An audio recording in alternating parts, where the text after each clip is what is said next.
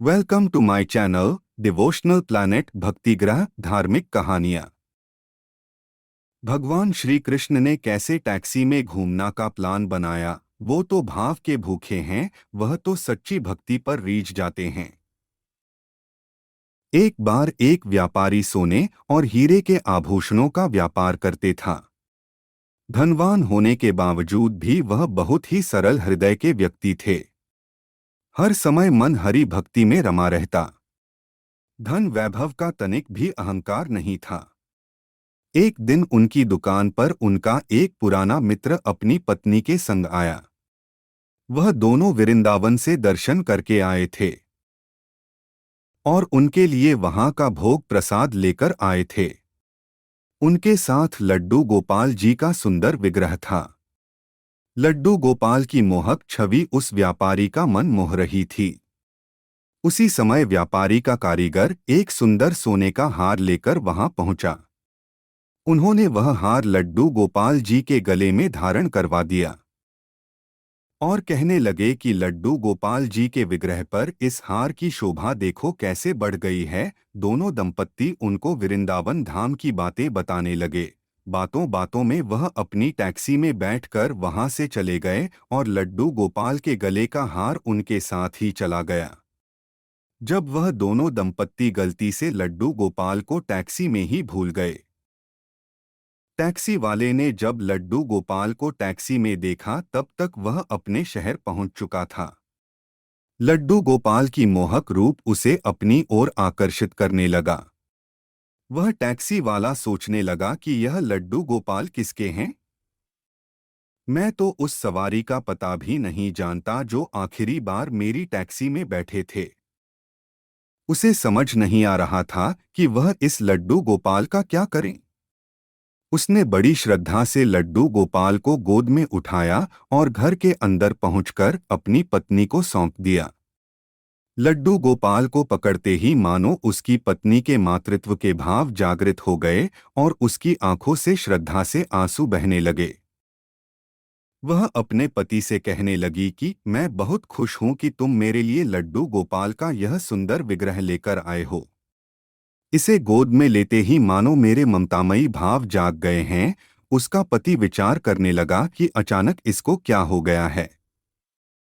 वह जल्दी से लड्डू गोपाल का विग्रह को अंदर ले गई और जल्दी जल्दी भोग तैयार करने लगी। बड़े श्रद्धा भाव से उनको भोग लगाया। उधर सोने के व्यापारी को अपने हार की याद आ गई कि वह हार तो उसके मित्र के लड्डू गोपाल विग्रह के साथ ही चला गया। उसने अपने मित्र को जब इस विषय में पूछा तो उन्होंने लड्डू गोपाल जी के चोरी होने की बात बता दी। वह कहने लगे कि अपने लड्डू गोपाल जी के चोरी होने के कारण हम दोनों स्वयं बहुत परेशान हैं। अब वह व्यापारी तो सरल स्वभाव था, इसलिए हार ना मिलने का दुख तो हुआ, लेकिन संतोष कर लिया कि वह हार लड्डू गोपाल जी ने ही पहना है और अगर मेरा हृदय सच्चा है तो वह हार ठाकुर जी के गले में ही धारण रहें। उधर टैक्सी ड्राइवर की पत्नी पुत्र की भांति लड्डू गोपाल के विग्रह की पूजा करती और उनके घर पर एक सुंदर बेटी ने जन्म लिया। दोनों का यही मानना था कि लड्डू गोपाल के कारण ही हमें संतान प्राप्त हुई है। इसलिए टैक्सी ड्राइवर की पत्नी का स्नेह लड्डू गोपाल जी के प्रति और भी गहरा हो गया। एक दिन गहनों के व्यापारी को अपने काम के सिलसिले में दूसरे शहर जाना पड़ा और इतनी तेज बारिश होने लगी कि उन्हें जहां जाना था वहां पहुंच ही नहीं पाए। जिस टैक्सी ड्राइवर की टैक्सी में वह बैठे थे वह कहने लगा कि जब तक बारिश कम नहीं हो जाती आप मेरे घर पर रुक जाएं। एक अनजान शहर में किसी पर विश्वास करना मुश्किल था, लेकिन ना जाने क्यों उन्होंने हामी भर दी। घर पहुंचते ही टैक्सी ड्राइवर ने अपनी पत्नी को आवाज लगाई कि देखो घर पर मेहमान आए हैं। उसके घर पर पहुंचकर उनको एक अलग सा खिंचाव महसूस हो रहा था। उनका ध्यान घर के उस कोने की ओर जा रहा था जहां पर लड्डू गोपाल जी विराजमान थे। उनके घर का भोजन करने पर भी उन्हें ऐसी अनुभूति हुई कि मानो ईश्वर का भोग प्रसाद हो। भोजन करने के पश्चात भी उनका मन उसी ओर आकर्षित हो रहा था, तो उन्होंने टैक्सी ड्राइवर से पूछ ही लिया कि उस ओर क्या है जो मेरा मन बार बार उस ओर जा रहा है। दोनों पति पत्नी मुस्कुराते हुए बोले कि वहां तो हमारे प्राणों से प्यारे लड्डू गोपाल जी विराजमान हैं। व्यापारी ने कहा कि क्या मैं उनके दर्शन कर सकता हूं? लड्डू गोपाल के दर्शन करते ही वह आश्चर्यचकित रह गए, क्योंकि यह तो वही लड्डू गोपाल थे जिनके गले में उसने सोने का हार डाला था। लड्डू गोपाल जी ने अभी भी उस हार को गले में धारण किया हुआ था। उन्होंने टैक्सी ड्राइवर से पूछा कि यह लड्डू गोपाल तुम कहाँ से लाए हो? उसने बिना किसी छल कपट के पूरी बात बता दी। दोनों कहने लगे कि इनके आते ही हमारा अच्छा समय शुरू हो गया और हमें संतान प्राप्त हुई।